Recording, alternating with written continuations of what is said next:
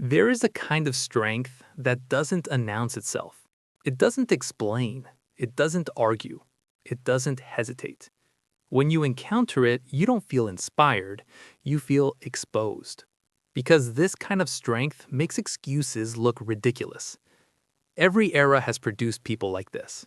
Men and women who move through chaos without panic, who don't collapse under pressure, who don't negotiate with themselves when things become uncomfortable. And every era responds the same way. People say they're gifted, lucky, built different, anything except the truth. The truth is uncomfortable because it demands payment. Over 400 years ago in Japan, during a time of constant violence and uncertainty, one man became known not because he sought recognition, but because he removed everything that could break him. His name was Miyamoto Musashi. Most people know the legend, the undefeated duelist, the wandering swordsman, the man who fought more than 60 times and never lost. But legends distort reality. Musashi was not extraordinary because he was fearless. He was extraordinary because he eliminated hesitation. He was not powerful because he chased strength. He was powerful because he removed weakness. That difference matters. Musashi lived during the early Tokugawa period, when survival depended on readiness. Not motivation, not comfort, not perfect conditions. Readiness. He did not have the luxury of waiting until he felt like it. Neither did anyone who lived long. And that is why his teachings still matter today, because human biology hasn't changed. Your brain is not designed for discipline. It is designed for survival. Modern life hides this truth. Comfort dulls urgency. Convenience creates fragility. We wait for energy, for clarity, for the right moment. Musashi had no such illusions. In his final years, alone in a cave, sick and close to death, he wrote the Book of Five Rings. Not as philosophy, not as poetry, not as inspiration, but as instruction. And the first thing you must understand is this. Musashi's system is not motivational. It is subtractive. He did not add routines. He did not add confidence. He did not add discipline. He removed the behaviors that caused failure. And that is where your transformation must begin. Because most people fail before the struggle even starts. They fail in the moment of internal bargaining. I'll start tomorrow. I'll rest today. I'll do it properly when I have more time. That moment, right there, is where discipline dies. Musashi recognized this as the true enemy.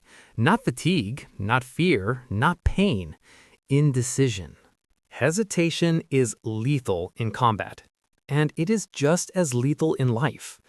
Musashi trained himself so thoroughly that action occurred without debate. If it was time to move, he moved. If it was time to fight, he fought. If it was time to endure, he endured. There was no discussion inside his head, and this is where people misunderstand strength. They think discipline is about forcing yourself to do hard things. In reality, discipline is about removing the option to refuse. Musashi didn't wake up every day and ask whether he should train. That question did not exist, and that is why his system worked. Because the human mind is weak against choice, but unstoppable against inevitability. This is not ancient mysticism, it is biology. Modern neuroscience confirms what Musashi learned through experience. Every decision consumes mental energy. Every choice creates fatigue. Every negotiation weakens resolve. You don't get tired from doing hard things. You get tired from deciding whether to do them. Musashi eliminated the decision entirely. He lived without preference. No attachment to weapons, no attachment to comfort, no attachment to routine dependence. He trained with whatever was available, because dependence creates fragility. If you need perfect conditions, you are weak. If you need silence, you are weak. If you need motivation, you are weak. True strength is the ability to act under any condition. That was Musashi's reality, and it must become yours. But here is the part no one tells you. This level of discipline has consequences. People will not celebrate it. They will question it. They will call it obsession. They will say it's unhealthy. They will say you need balance. Because your consistency will expose their inconsistency. Your calm will highlight their panic. Your resolve will make their excuses visible. And that makes people uncomfortable. Musashi accepted this. He lived as an outsider. He rejected status, he rejected comfort, he rejected praise, not because he hated pleasure, but because pleasure weakens vigilance, and vigilance is survival. This is not a system for everyone. It demands the death of a version of yourself, the version that negotiates, the version that delays, the version that waits for the right mood. That version cannot come with you, because as long as it exists, you will always break under pressure. Musashi understood that identity shapes behavior. He did not see himself as someone who tries. He saw himself as someone who acts. And once identity shifts, behavior follows automatically. This is the foundation of everything that comes next. Not motivation, not inspiration, not intensity. Identity. This is the mistake most people make. They design discipline for ideal days. Musashi designed discipline for hostile ones, and that difference changes everything. During his life, Musashi fought in forests, villages, roads, bridges, boats, at dawn, at night, in rain, heat, exhaustion, hunger. There was no perfect setup, so he removed reliance entirely. He trained with long swords, short swords, wooden swords, improvised weapons, sometimes nothing at all. Why? Because dependence is a liability, and discipline that collapses when conditions change is not discipline, it is convenience. This is where modern discipline culture collapses. People ask, what's the best time to train? What's the optimal routine? What's the most efficient plan? Musashi would have rejected the question. Not because optimization is bad, but because reliability matters more than efficiency. An imperfect action that happens daily beats a perfect action that collapses weekly. Musashi trained under conditions that forced adaptation, and adaptation creates resilience. This principle applies directly to your life. If your discipline depends on having free time, feeling rested, being in the right environment, being supported by others, then it is already broken. Because life will remove those supports without warning. Musashi didn't ask, how do I train best? He asked, how do I train when nothing goes my way? That is the mindset shift you must make. Not, how do I optimize discipline, but how do I make discipline unavoidable? The answer lies in dependency elimination. Start by identifying what your discipline relies on. Be honest. Do you only work when no one interrupts you? Do you only train when your schedule is light? Do you only focus when you're in the right mood? Those are not preferences, they are weaknesses.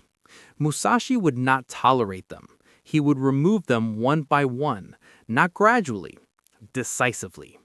This doesn't mean abandoning structure. It means designing discipline that survives disruption. For example, instead of saying, I train for 1 hour at the gym, you remove the gym as a requirement. Instead of saying, I meditate when it's quiet, you practice in noise. Instead of saying, I focus when I feel motivated, you act when motivation is absent. This is uncomfortable. That's the point. Comfort breeds dependence. Dependence breeds collapse. Musashi trained his body to respond under stress, not avoid it. And stress was constant, which meant discipline became automatic. Here's the part most people misunderstand. Musashi didn't become disciplined by forcing himself harder. He became disciplined by removing escape routes. There was no alternative, no backup plan, no I'll do it later. This is why his system works when others fail, because it aligns with how the brain actually functions. Modern neuroscience confirms this. When behavior depends on external conditions, the brain must constantly reassess risk and reward. That reassessment drains mental energy. Eventually, avoidance wins. But when behavior is non-optional, the brain stops negotiating. Action becomes default. Musashi lived in that state, not because he was superhuman, but because he engineered inevitability. This is also why people misunderstand his calm. They assume calm comes from confidence. In reality, calm comes from certainty. Musashi was calm because he already knew what he would do. There was no internal debate. And debate is what destroys people under pressure. When pressure hits, most people collapse because they start thinking. Musashi acted because thinking had already been removed. This principle applies far beyond combat. It applies to work, to health, to relationships, to self-respect. If your behavior depends on how you feel, you will always be unstable. If your behavior depends on who you are, you become unbreakable. That is why Musashi's method is so dangerous to the modern mindset. It demands sacrifice. You must sacrifice the comfort of choice. You must sacrifice the fantasy of ideal conditions. You must sacrifice the version of yourself that wants guarantees. And in exchange, you gain reliability. Most people never experience this. They confuse freedom with options. Musashi understood that freedom comes from constraint. When options disappear, clarity emerges. When clarity emerges, action follows. And when action follows consistently, strength becomes visible. This is also why Musashi lived alone for much of his life.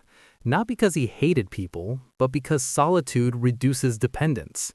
He did not want his discipline tied to approval, companionship, or validation. Approval weakens resolve. Validation creates attachment.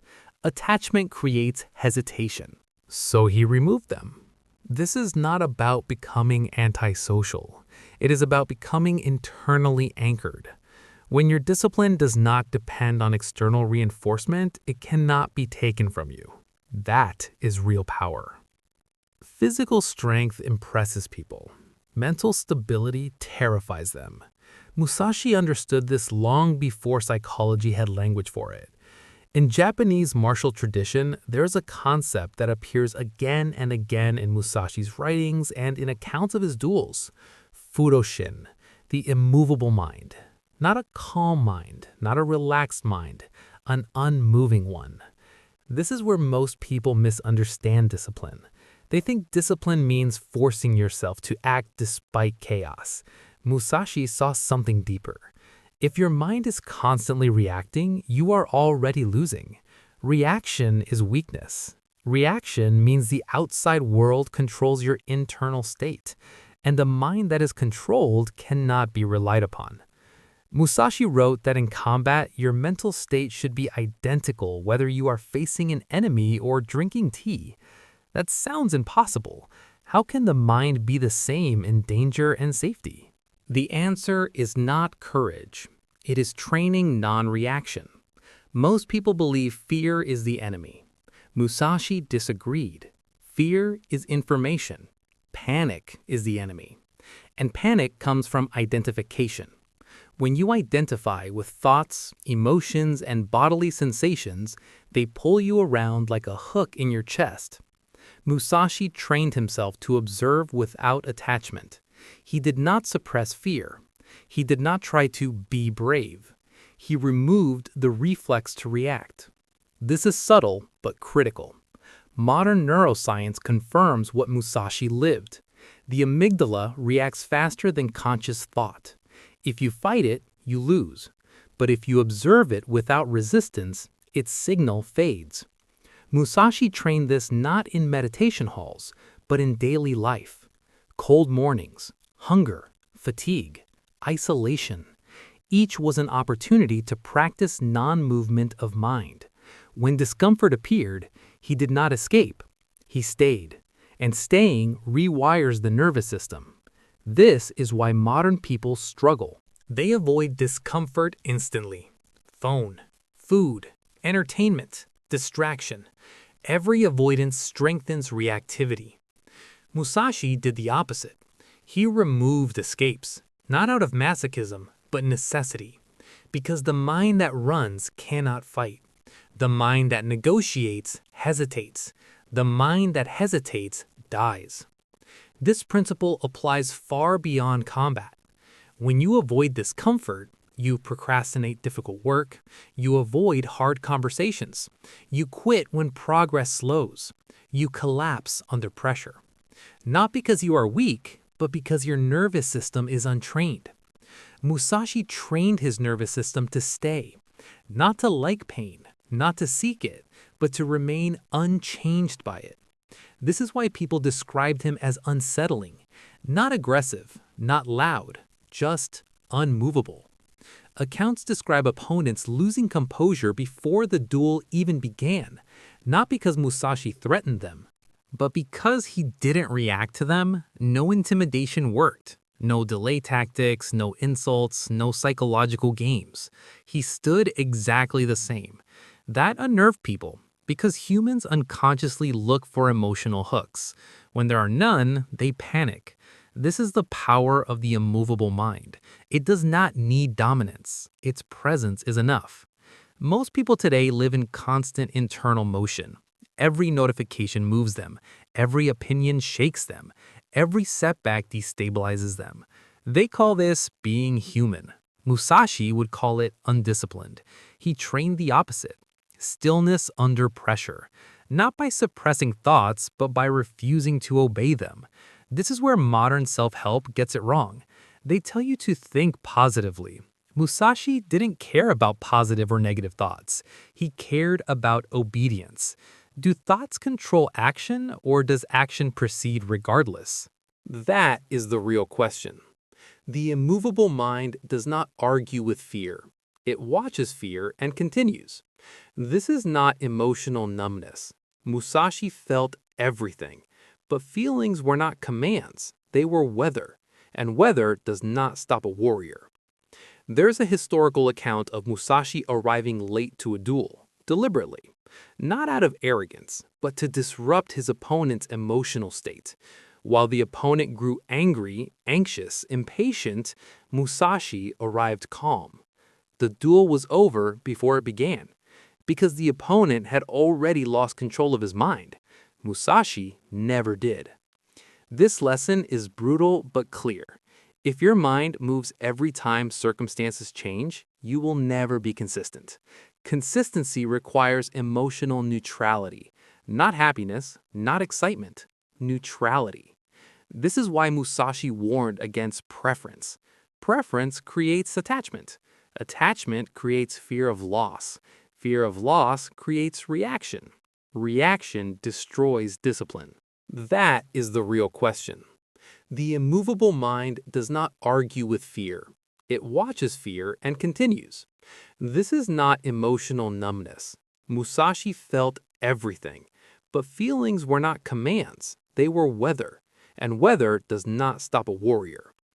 There's a historical account of Musashi arriving late to a duel, deliberately, not out of arrogance, but to disrupt his opponent's emotional state. While the opponent grew angry, anxious, impatient, Musashi arrived calm. The duel was over before it began, because the opponent had already lost control of his mind. Musashi never did.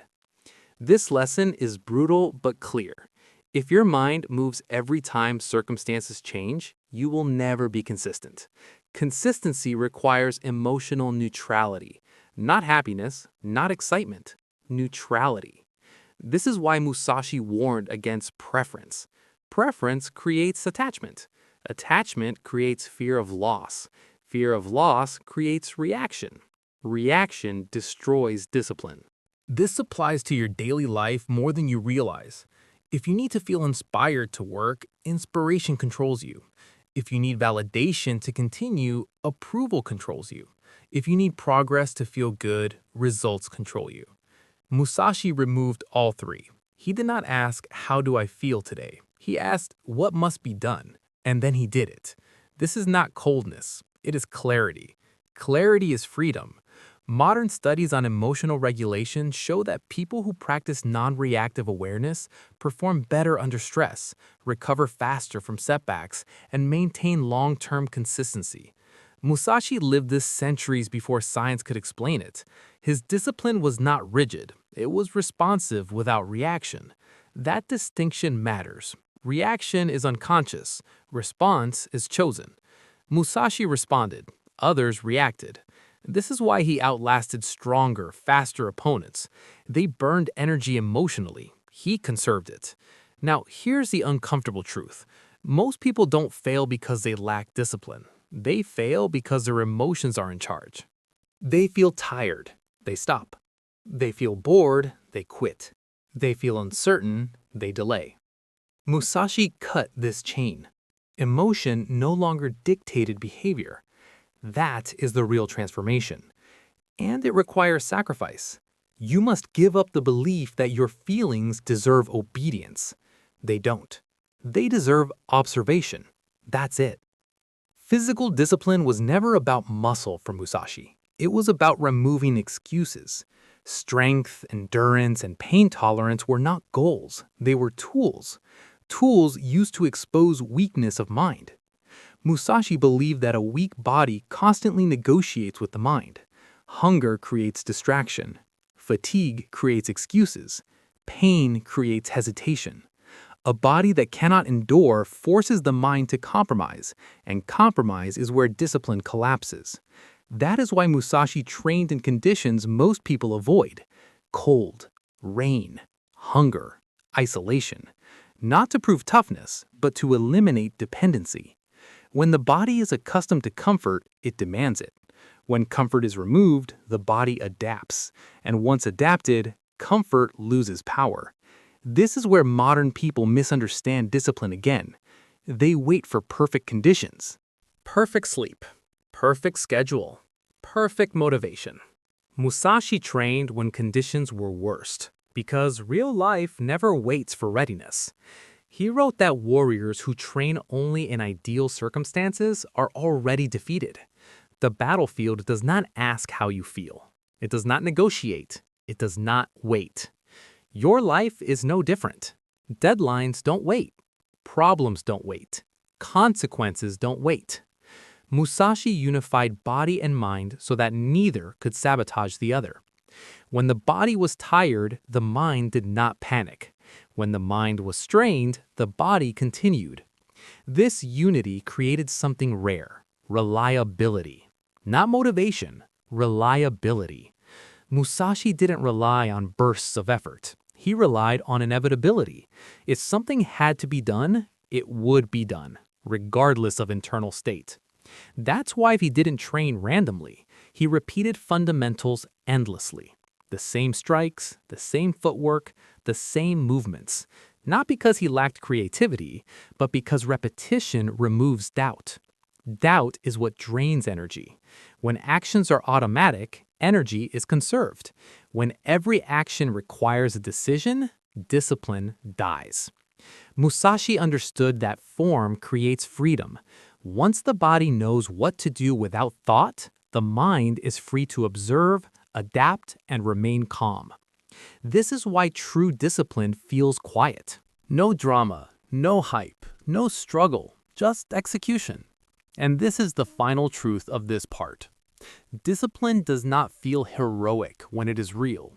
It feels ordinary, unremarkable, almost boring. That's how you know it's working. Because the moment discipline feels exciting, ego has entered, and ego always wants recognition.